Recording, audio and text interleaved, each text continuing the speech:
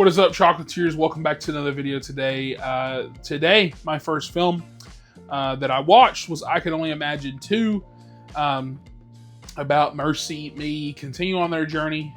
Bart Millard is going through some things. And yeah, loosely based on a true story. I don't actually know if I should say loosely based. I think it is just straight up based on a true story.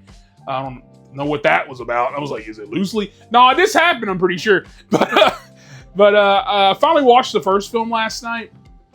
And man, that movie shook my core. I hit a little too close to home. Let's just put it out there. And I was like, okay, this is pretty good.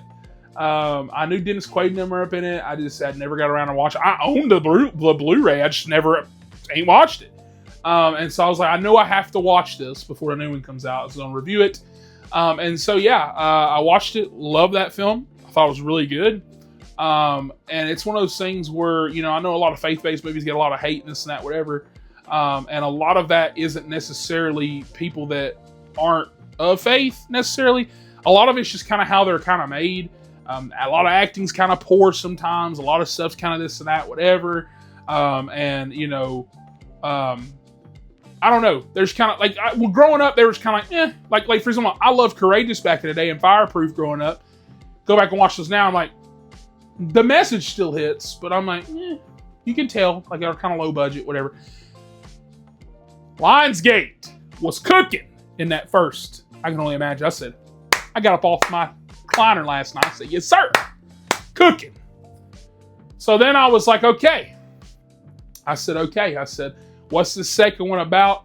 Kind of really ignored the trailers. I've only seen one or two of them play during movies, but this was like months ago. So I'm like, I was like, who's this guy? And I didn't get the context from the first one. So, you know, going into this, I was mostly blind. I just like, it's going to continue the story. And I didn't realize it's been that long though. It's almost been like a decade plus. But here we are, too. So this time around, we get introduced to a new character, Tim Timmons, who is played by, gosh, I can't think of his name. That dude from This Is Us. That guy is phenomenal in everything he's in. Every time he's in something, the movie or show is always great. And his storyline is so good. So let's get into the plot, okay? So Bart Millard is kind of going through it. He now has multiple kids. I think they said in real life he has like 8 kids. I said, bless his family. Bless his wife. Bless him.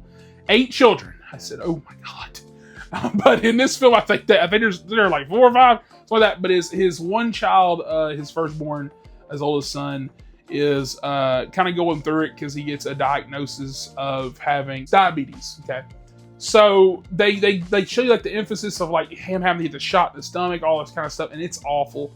And he's going through it because he can't really connect with him necessarily. Like his son loves music, but like he knows that he's not up here. Like I guess you would say as far as maturity level goes. Because for example, the family keeps being like, hey, like, you need to be, you know, keep up with your blood sugar and levels and this and that, whatever. And he's not really doing that. He doesn't really want to do that. And that's what I mean by, like, maturity levels. Like, he's not, like, I get it sucks, but it's like, you can die. And he's just like, no, actually. And it's like, check it. And so, as a man, kind of like I just got mad, that's what Bart's doing. And he doesn't want to be like his dad. He doesn't want to, you know, push away his dreams, stuff like that, whatever. Because his dad was, if you haven't seen the first one, was very heavily abusive and stuff like that. And he's nowhere like that at all. But he doesn't want to like push away his dreams, stuff like that. And so you got a member of the group that's leaving. I can't remember his name. You got a member of the group. They kind of did it off screen. So they're like, that guy left. And I'm like, which one? And so one of the dudes leaves. And then that's when you have Tim Timmons who comes in, who I thought was going to take over. But no, he's like their opening act. This whole film kind of revolves around him going over these hymns of like all is well and stuff like that, and wanting to create a song, or technically he's created a song, but he needs Bart to potentially finish the rest or whatever. And so you have this whole journey of them going on tour while also Bart and his son kind of butting heads and stuff like that. And Bart kind of mentally, like, you know, not still getting over the fact that his father died, not getting over the fact of, you know, him and his son not connecting the same. Like, you got a lot of things going on in this film. And I can tell you right now, I like this film a lot more than the first one. And I love the first one after watching it last night. But my biggest gripe with the first one, why I'm like, okay, I think it's a little bit lower in score-wise as far as I probably would have gave it, is because the first one, it feels very self-contained. Like it feels very much like we're just trying to show you how I Can Only Imagine, like the song got made, not necessarily how like the band went on this other. This is like letting you know, like, hey, the band's successful. This is what's going on with this. You see them on tour. You see them performing. You see them stopping. You see Bart calling his wife. Like you get more. Like you get hospitals. Like you can tell budget went up. Like you get stuff going on instead of it being like Bart at the house with his dad, and then Bart performing at the end of the film. Like it's a lot more out there. A film with multiple stories like that can work if you give it the time. And this script, I really just felt like was, because even like that too, and I think we'll go back to some other older faith-based films and stuff like that. A lot of the performances are kind of also iffy too. It's very much like, we found this guy.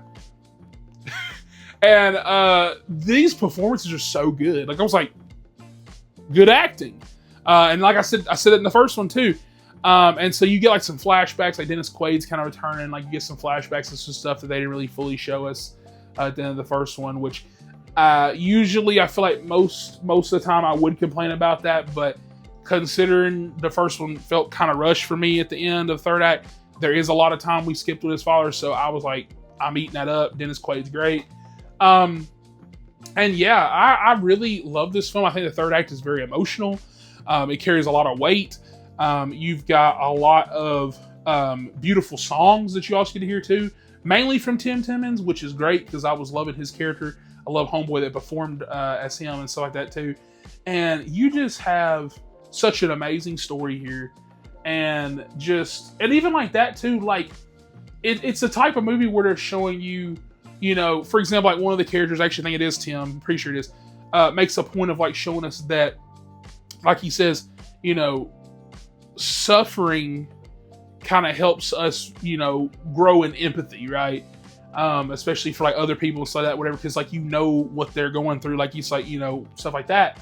And this movie is all about like overcoming, especially like, overcoming your trauma and grief, especially with Bart's character. Because like I said, he's kind of in denial about like the stuff his father did. Because even though his father, you know, became a good man at the end of his, you know, time, I don't know how many months it was, but let's just say it was a few months, you know, half a year, something like that, whatever, of him being cool versus his whole life abusing and so that he has a lot of inner demons where like he's hearing, you know, oh, you're never going to be good enough, you're never going to be this, that, whatever. And that's kind of pushing him into the fact of how he's kind of not necessarily treating this, because I keep throwing it out there. He didn't like beat him. He didn't do that, but I just mean like how he's like, you can't go after, you can't do this and that, whatever. And yeah, I love this movie. I think it had really great performances. Kind of caught me off guard, mainly because I was going to see this, but like I said, when I watched the first one, I was like, now I'm locked in. I'm more invested. So I'm going to give this movie an 8.5 out of 10. I think it's solid. I think it's more than solid, really. And I definitely recommend it if you're fans of the first one. If you're not, you can still watch this film. They give you enough flashbacks. Like, it's one of those things, like, me watching the first one, I got more out of it because I got 2 more hours of stuff. But it's also one of those things, too, that it gives you enough flashbacks with Dennis Quaid, flashbacks of I Can Only Imagine, stuff like that, whatever, where you can watch this one without watching that. If you can't find it, I don't know if they get streaming anywhere or something like that, but like if you don't have a Blu-ray like I do or something like that, I mean, you can kind of skip the first one, like if you wanted to see this one. And so yeah, like, subscribe for more. Catch you guys on the next one. Comment down below, let me know your thoughts on this film if you've seen it.